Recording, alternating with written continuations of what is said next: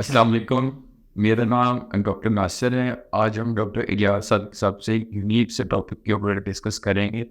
سر، women اور vascular health کیا چیز ہے؟ دیکھیں، میرا خیال ہے کہ آپ نے بہت اچھا ٹاپک یہ چوز کیا ہے آج۔ وومن میں ویسکولر کے جو پرابلمز ہیں نا، ویسے تو دیکھا جائے تو تقریباً ویسے ہی آتے ہیں جیسے میل میں آتے ہیں، مردوں میں آتے ہیں، لیکن کچھ ان کے ساتھ اسپیسیفک چیزیں اٹیچ ہیں، جیسے کہ فار ایگزامپل پریگننسی، یا جیسے کہ عورتوں کا کچن میں زیادہ کھڑا ہونا۔ تو جب ان دو چیزوں کو آپ دیکھتے ہیں خاص طور پہ، اور خاص طور پہ پریگننسی کو، تو اس میں دو چیزیں بڑی اہم ہیں۔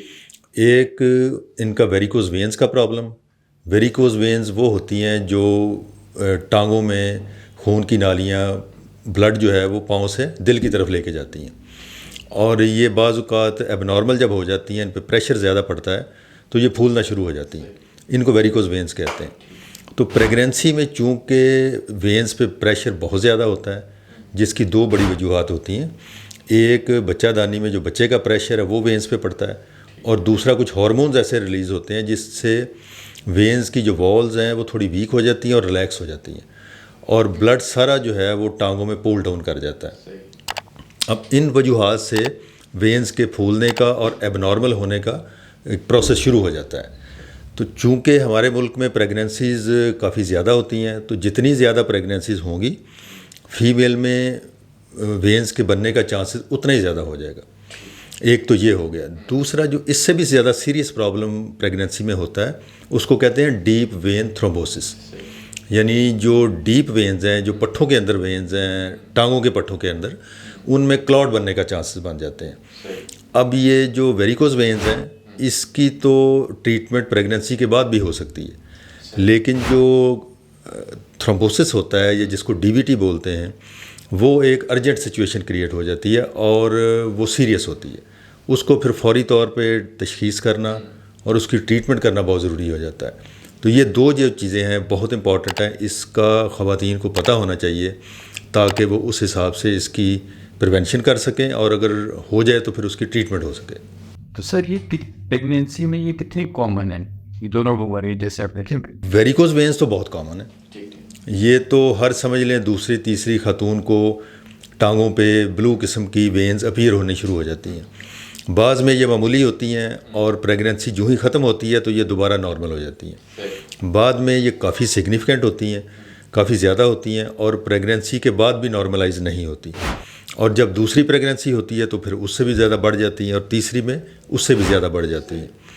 لیکن جو ڈی وی ٹی میں نے بتایا، جو وینز میں کلاٹ بننے کا پروسیس ہے، وہ اتنا کامن تو نہیں ہے، لیکن چونکہ ہمارے معاشرے میں پریگننٹ خواتین کام ذرا کم کرتی ہیں، ایکٹیو کم رہتی ہیں، اور ان کی موبلٹی بھی کافی کم ہو جاتی ہے، تو اس وجہ سے یہ یہاں پہ پاکستان میں کافی زیادہ کامن ہے۔ صحیح سر، اکثر فیمیل کہتی ہیں وہ لیٹ پریگنینسی میں ان کی ٹانگوں میں سوزش آتی ہے، کیا وہ یہ بھی ایک جو اس کے ساتھ کوئی اس کا لنک ہے؟ دیکھیں، ایک تو سوزش سمپل ہے، جو صرف بچے دینے کا جو پریشر پڑتا ہے وینز پہ، اور وینز کا بلڈ فلو تھوڑا سا کم ہو جاتا ہے، تو اس سے ٹانگوں میں تھوڑا بہت اڈیما یا سویلنگ جس کو کہتے ہیں وہ ہو سکتی ہے۔ یہ بہت سیریس چیز نہیں ہے۔ یہ آپ جب بیڈ پہ لیٹ کے ٹانگیں تھوڑی سی اونچی کر لیں، 2-3 تکیے رکھ کے، تو یہ سویلنگ ختم ہو جاتی ہے۔ تو اگر تو صرف اس طرح کی سویلنگ ہے تو یہ پریگننسی ختم ہوتے ہی ساتھ ختم ہو جائے گی، لیکن اگر یہ اس سے زیادہ ہے اور لیگز کو ایلیویٹ کرنے سے بھی کم نہیں ہو رہی، تو پھر اوبیسلی یہ کوئی سیریس مسئلہ ہو سکتا ہے۔ سر، جیسے آپ نے ابھی فرمایا ہے کہ جو وینس ڈیزیز زیادہ کامن ہے، کوئی آرٹیریل ڈیزیز بھی ایسی ہے جو پریگنینسی میں کامن ہے؟ جی، پہلے تو یہ سمجھ لیں کہ آرٹریز ہوتی کیا ہیں۔ آرٹریز وہ ہوتی ہیں جو خون دل سے لے کے باقی باڈی میں جاتی ہیں۔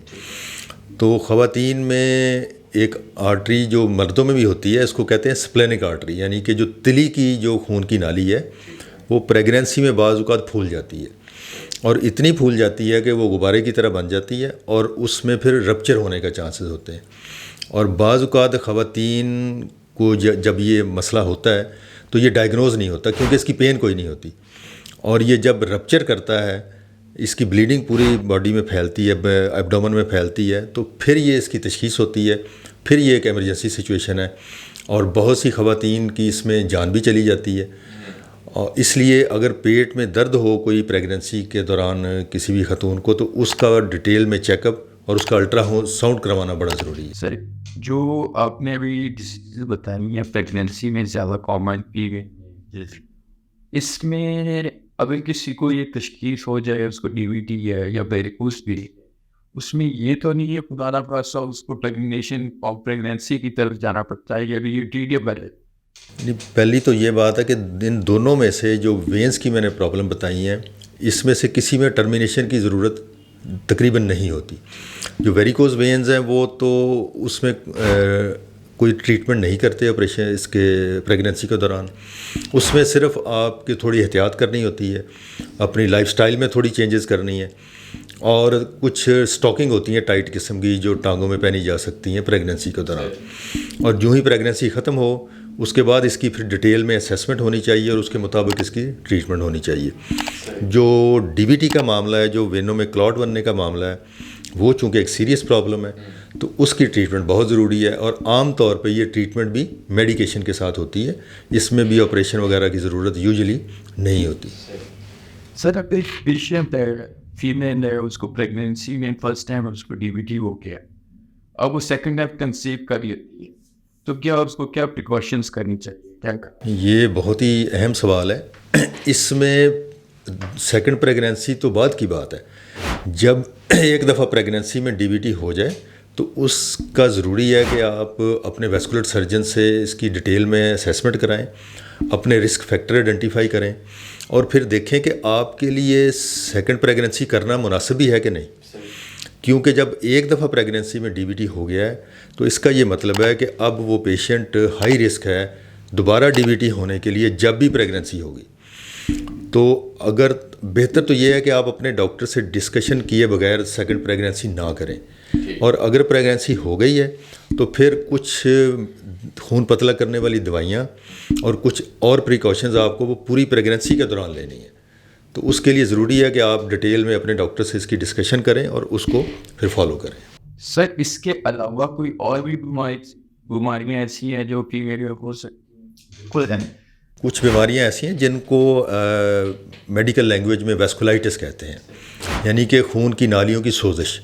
یہ عام طور پہ کسی بھی مریض کو ہو سکتی ہیں، ینگ لوگوں کو ہوتی ہیں، لیکن خواتین میں اس کی ریشو زیادہ ہے. اور اس کی چونکہ یہ اتنی کامن ڈیزیزز نہیں ہے، اس کی پھر ڈائگنوسس بڑی لیٹ ہوتی ہے. تو اس میں کچھ سمٹمز اس طرح کی ہوتی ہیں کہ جو بڑی جنرلائز قسم کی سمٹمز ہوتی ہیں، جیسے بخار ایسا رہنا جس کی کوئی ایکسپلینیشن نہ ہو، ہاتھوں پاؤں میں درد ہونا، اور ہاتھوں کا یا پاؤں کی انگلیوں کا کلر چینج ہونا شروع ہو جانا، اس طرح کی علامات ہوتی ہیں. تو اس کے لیے ضروری ہے کہ آپ پراپر ٹائم پہ اپنے ڈاکٹر کو دکھائیں اور اس کی تشخیص کرائیں.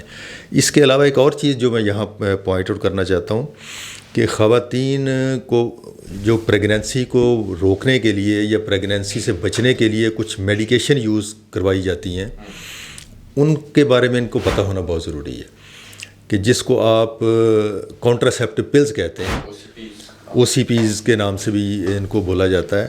تو اس کو یوز کرنے کے لیے، حالانکہ یہ یوز بھی آپ کو کوئی نہ کوئی گائنیکالوجسٹ ہی کروائے گی یا آپ کی کوئی ڈاکٹر ہی آپ کو پرسکرائب کرے گی، لیکن اس کو یوز کرنے سے پہلے آپ ان سے ڈیٹیل میں یہ ڈسکشن ضرور کریں کہ آپ کا کوئی ڈی وی ٹی ہونے کا رسک تو نہیں ہے زیادہ، آپ کو پہلے سے کوئی ویریکوز وینز کا پرابلم تو نہیں ہے، یا آپ کو کہیں پریگننسی سے پہلے یا شادی سے پہلے ڈی وی ٹی تو نہیں ہو چکا، یا آپ کی فیملی میں تو نہیں ہے اس کا کوئی رسک ڈی وی ٹی کا. کیونکہ جو ہی آپ او سی پیز یا کانٹراسیپٹو پلز شروع کریں گی تو آپ کے بلڈ میں تھک ہونے کی، گاڑھا ہونے کی ٹینڈنسی بڑھ جائے گی، اور اس سے پھر آپ کی وینوں میں کلاٹ بننے کے چانسز بھی بہت بڑھ جاتے ہیں. تو یہ دوائیاں بہت ہی احتیاط سے یوز کرنی چاہیے. میری پہلی ایڈوائس تو یہ ہوگی کہ یہ یوز ہی نہ کیا جائے، اس کے کوئی اور طریقے اپنائے جائیں. اور اگر آپ کو ضروری ہو گیا یوز کرنا تو پھر اس میں بہت زیادہ احتیاط کرنی چاہیے. آپ کو اس کے رسک کا پورا پتہ ہونا چاہیے، اور اس کے اکارڈنگلی پھر اس رسک کو کم کرنے کے لیے جو میز کرنے ہیں وہ بھی آپ کو لینے چاہیے. اس کی ایجوکیشن بہت ضروری ہے آپ کے. سر جیسے آپ نے بتایا یہ ویسکولائٹس فیمیل میں کامن ہے، اور یہ کس ایج گروپ میں جو ہے کامن وہ عام طور پہ یہ ینگ ایج میں ہوتا ہے. مطلب آپ سمجھ لیں کہ 18-20 سال کی عمر سے لے کے 40 سال کی عمر میں یہ زیادہ ہوتا ہے. تو اس عمر میں جب اس طرح کی سمٹمز آئیں، جیسے میں نے بتایا کہ انگلیوں کا، ہاتھ کی انگلیوں کا یا پاؤں کی انگلیوں کا کلر میں چینجز آئیں، یا ان میں پین شدید شروع ہو جائے، یا ٹمپریچر اس طرح کا شروع ہو جائے، باڈی پینز شروع ہو جائیں جس کی کوئی ایکسپلینیشن نہ ہو رہی ہو، تو پھر ضرور آپ کو چاہیے کہ اس کے لیے ڈاکٹر سے ڈسکشن کریں، خاص طور پہ اپنے ویسکولر سرجن کے سے ڈسکشن کریں اور اس کی ڈیٹیل میں اسیسمنٹ کرائیں۔ میں ایک بڑی بیماری کامن ہے فیمیل میں جس سے ملٹیپل ڈسکیسٹیز ہوتے ہیں، ایڈیپوسفولیپس سنڈروم، یہ کیا ہے؟ اس کے بارے میں کچھ آپ بتا سکتے ہیں؟ دیکھیں، یہ ایک بلڈ کا ڈس آرڈر ہے اور یہ کنجینیٹل ہے۔ کنجینیٹل سے مراد یہ ہے کہ یہ پیدائشی بیماری ہے جو بلڈ میں ٹریول کرتی ہے، آپ کی فیملی سے، ماں باپ سے، یا اس سے بھی پیچھے دادا دادی سے یا نانا نانی سے آپ کو ٹرانسفر ہو سکتی ہے، اور اس کا عام طور پہ ڈائگنوسس نہیں ہوتا۔ اس کا ڈائگنوسس تبھی ہوگا جب آپ کو کوئی بلڈ کلاٹ کی کمپلیکیشن آئے گی، پھر آپ کی انویسٹیگیشن ہوگی، سارے ٹیسٹ ہوں گے تو پتہ چلے گا۔ تو آئیڈیل تو یہ ہے کہ اس کا ٹیسٹ، اگر آپ کی فیملی میں کوئی بھی ایسا چانس ہے یا کسی اور ممبر کے ساتھ یہ ہو چکا ہے تو اس کی پہلے انویسٹیگیشن کرا لی جائے پریگننسی کرنے سے پہلے۔ لیکن اگر ایسا نہیں ہے اور پریگننسی میں ڈائگنوز ہو گیا ہے تو پھر اس میں ڈیٹیل میں آپ کو اسیسمنٹ کرانی چاہیے آپ کے ویسکولر سرجن سے، اور ایک اسپیشلسٹ ہوتے ہیں بلڈ کے، ہیماٹولوجسٹ، ان سے آپ کو ڈسکشن کرنی چاہیے تاکہ یہ آپ کا بلڈ ڈس آرڈر پراپر ڈائگنوز ہو اور پھر اس کی ٹریٹمنٹ ہو سکے۔ اور اس کا سب سے سیریس پرابلم یہ ہے خواتین میں کہ اس میں مس کیریج ہونے کے چانسز بہت زیادہ ہو جاتے ہیں۔ اس لیے اگر کسی کا ایک مس کیریج ہو جائے تو پھر اس بیماری کی تشخیص کروانی بہت ضروری ہے تاکہ اس کو رول آؤٹ کر لیا جائے کہ کہیں یہ بیماری تو اس کی وجہ نہیں بن رہی، اور اگر ہے تو پھر اس کو ٹریٹ کیا جا سکتا۔ اوکے سر، جو ایڈیپوسفولیپس سنڈروم ہے فیمیل میں کامن، جیسے آپ نے ابھی بتایا، اس سے کوئی آرٹریز میں یا وین میں بھی کلوٹ بننے کا چانس ہوتا ہے؟ جی بالکل، اصل میں چونکہ پیتھولوجی بلڈ میں ہے، پرابلم بلڈ کے اندر ہے، تو بلڈ میں تھک ہونے کی، گاڑھا ہونے کی ٹینڈنسی بڑھ گئی ہے۔ تو بلڈ اب کسی بھی جگہ پہ گاڑھا ہو سکتا ہے۔ اگر بچہ دانی یا اس کے جو سراؤنڈنگ ایریا ہے وہاں پہ بلڈ گاڑھا ہو جائے تو بچے کی مس کیریج ہو سکتی ہے۔ اگر ٹانگ کی وینوں میں گاڑھا ہو جائے تو ٹانگوں میں کلاٹ بن جاتا ہے، اور اگر خون کی نالیاں جو بلڈ دل سے لے کے باقی باڈی میں جاتی ہیں، جن کو آرٹریز آپ کہتے ہیں، ان میں بھی یہ چانسز ہوتے ہیں، لیکن ان میں کم ہوتے ہیں۔ زیادہ چانس اس میں ہوتے ہیں وینوں میں کلاٹ بننے کے، جو ٹانگ کی وینیں ہیں، اور مس کیریج ہونے کے۔ اور جب کسی فیمیل کو ان دونوں میں سے کوئی پرابلم ہو تو اس کا یہ بلڈ ٹیسٹ ہونا چاہیے تاکہ اس بیماری کی تشخیص ہو کے اور اکارڈنگلی پھر اس کی ٹریٹمنٹ ہو سکے۔ سر میرا ایک لاسٹ کوشچن ہے، یہ جو کہتے ہیں کہ فیمیل میں پریگنینسی میں ڈی وی ٹی کا رسک زیادہ ہوتا ہے، اس کی ریزن کیا ہے؟ ریزن تو یہ اس کی 2-3 ہوتی ہیں۔ جیسے پہلے بھی میں نے کہا کہ ایک تو ریزن یہ ہے کہ بچہ دانی کا وینز، جو پیٹ کی وینیں ہیں ان پہ پریشر پڑتا ہے، اور وہی پیٹ کی وینیں جو ہیں وہ ٹانگوں کا، دونوں ٹانگوں کا بلڈ ڈرین کر رہی ہیں۔ تو جب ان میں ابسٹرکشن ہو جائے گی، انڈر پریشر آ جائے گی، تو ٹانگ کی وینوں کی سرکولیشن سلو ہو جائے گی اور وہ پراپر پمپ نہیں کر سکیں گی۔ ایک تو یہ میکینیکل وجہ ہے۔ دوسری وجہ ہارمونل ہے۔ ہارمونز ایسے ریلیز ہوتے ہیں، یعنی کہ کچھ کیمیکل بلڈ میں ایسے ریلیز ہوتے ہیں پریگننسی کے دوران جس سے جیسے جسم کے دوسرے آرگن میں افیکٹ آتے ہیں، وینز پہ بھی افیکٹ آتے ہیں۔ اس سے وینز کے والو ریلیکس ہو جاتے ہیں، وینز کی جو دیواریں ہیں وہ کمزور ہو جاتی ہیں، اور بلڈ ان کے اندر کھڑا رہتا ہے، ان کا پمپ فنکشن ویک ہو جاتا ہے۔ اور جب پمپ فنکشن ویک ہوتا ہے تو اس سے بلڈ جب کھڑا رہتا ہے تو کلاٹ ہونے کے چانسز بہت زیادہ ہیں۔ تیسری ایک اور بھی وجہ ہے کہ کچھ کلچرز ایسے ہیں، جیسے ہمارا بھی کلچر ایسا ہے کہ پریگننسی میں خواتین کو کام کرنے کی عادت نہیں۔ عام طور پہ سمجھا جاتا ہے کہ اگر پریگننٹ وومن ریسٹ کرے گی تو بچے کی حفاظت زیادہ ہوگی، جو کہ مسکنسیپشن ہے۔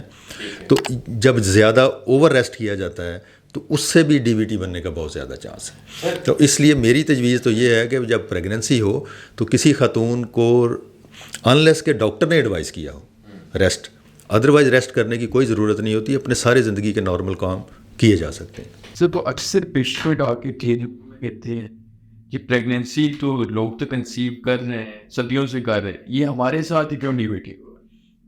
دیکھیں، یہ تو آپ کسی بھی بیماری کے ساتھ کہہ سکتے ہیں کہ بلڈ پریشر ہوا تو مجھے کیوں ہو گیا، شوگر ہوئی تو مجھے کیوں ہو گئی, کسی کو کیوں نہیں ہوئی. تو یہ تو سوال تھوڑا سا لاجیکل بنتا ہے جو بھی اٹھاتا ہے. حتیٰ کہ یہ تو ہمارے جو بھائی اسموکنگ کرتے ہیں وہ بھی یہی دلیل دیتے ہیں کہ جی ہمارے دادا حقہ پیتے تھے ساری عمر تو ان کو تو کچھ نہیں ہوا, تو مجھے اسموکنگ کرنے سے ہارٹ اٹیک کیوں ہو گیا. تو یہ تو ہر باڈی ڈفرینٹ ہے, ہر آرگن ڈفرینٹ ہے, تو یہ تو لاجک میرا خیال ہے کوئی اتنا ویلڈ نہیں ہے. سر لاسٹ میں آپ کیا ایڈوائس کیا فیمیل کو کرنا چاہیں؟ سب سے زیادہ ایڈوائس تو وہی ہے جی جو میلز کو ہے کہ ایکٹیو لائف سٹائل جو ہے نا وہ بڑا ضروری ہے. اور پریگننسی خاص طور پہ یہ چونکہ ایک میجر ایونٹ ہے زندگی کا, اس سے پہلے پریگننسی کرنے سے پہلے آپ کو چاہیے کہ اپنی لیڈی ڈاکٹر سے اس کی پوری ڈیٹیلز ڈسکشن کریں کہ پریگننسی کے دوران ہمیں کیا کیا مسائل آ سکتے ہیں اور ہم نے ان کو ہینڈل کیسے کرنا ہے, بجائے یہ کہ جب یہ مسئلہ شروع ہو جائے تو پھر آپ کسی سے کانٹیکٹ کریں. اور تیسری چیز یہ کہ آپ کو اپنے آپ کو ایجوکیٹ کرنا چاہیے جو پریگننسی بچانے والی گولیاں ان کے بارے میں بھی اور پریگننسی کے بارے میں بھی, اور پھر ہی ان چیزوں سے بچا جا سکتا ہے. Thank you very much.